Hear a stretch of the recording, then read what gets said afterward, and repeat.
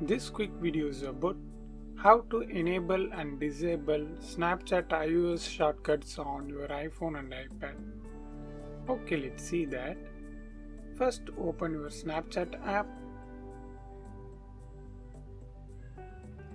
Then click here. Now tap this settings icon. Now scroll down and you can see this option manage.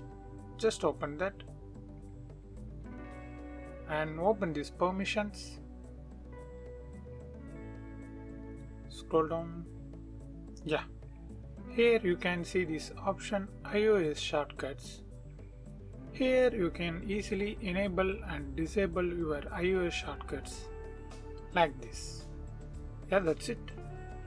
And if you want to know more tips and tricks quick videos about Snapchat means, watch this playlist. I hope this video helps.